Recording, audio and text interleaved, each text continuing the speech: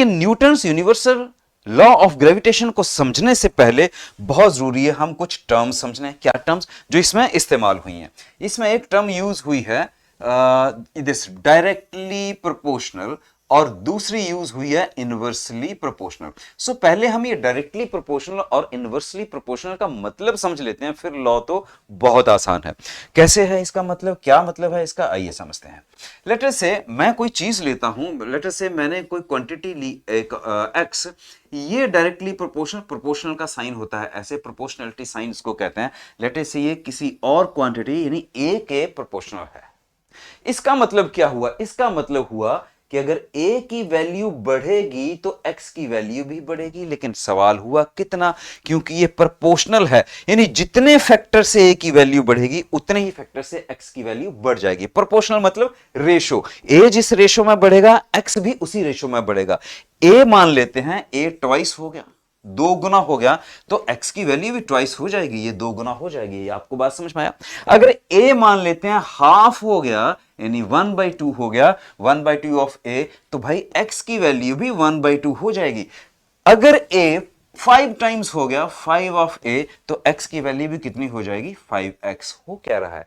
हो ये रहा है कि अगर एक चीज बढ़ रही है तो दूसरी भी उसी फैक्टर से बढ़ रही है, जिसका मतलब होता है डायरेक्टली प्रोपोर्शनल। डायरेक्टली प्रोपोर्शनल का मतलब डायरेक्टली रिलेटेड, एक के ऊपर जो फर्क पड़ेगा वही फर्क दूसरे के ऊपर भी पड़ेगा, और उतना ही पड़ेगा जितना पहले के ऊपर पड़ रहा है। अगर a बढ़ गया तो x बढ़ गया, अगर a कम हो गया तो x की वैल्यू भी उतने ही प्रोपोर्शन से कम हो जाएगी। तो आपको समझ में आया होगा डायरेक्टली प्रोपोर्शनल का मतलब होता क्या है।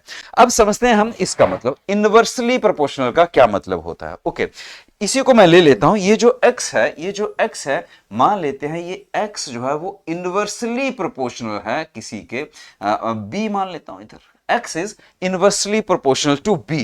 अगर ये x inversely proportional to b है तो क्या होगा? ओके, x अगर इनवर्सली प्रोपोर्शनल टू b है तो क्या मतलब है इसका? इनवर्सली का मतलब होता है बेटा उल्टा। इनवर्सली का मतलब क्या होता है? उल्टा। ओके, उल्टा का मतलब है अगर b की वैल्यू बढ़ जाएगी तो बढ़ने का उल्टा कितना होता है? बढ़ने का उल्टा, सॉरी कितना नहीं, क्या होता है? बढ़ने का उल्टा होता है कम होना। तो भाई x की वैल्यू कम हो जाएगी। अगर b की वैल्यू बढ़ गई तो x की वैल्यू कम होगी, उतने ही फैक्टर से, उतने ही फैक्टर से। अगर b की वैल्यू कम हो जाएगी तो कम होने का उल्टा क्या होता है? बढ़ जाना। तो उतने ही फैक्टर से x की वैल्यू बढ़ जाएगी, यानी अगर एक क्वांटिटी कम हो रही है तो दूसरी बढ़ रही है उतने ही फैक्टर से, और अगर एक क्वांटिटी बढ़ रही है तो दूसरी कम हो रही है उतने ही फैक्टर से।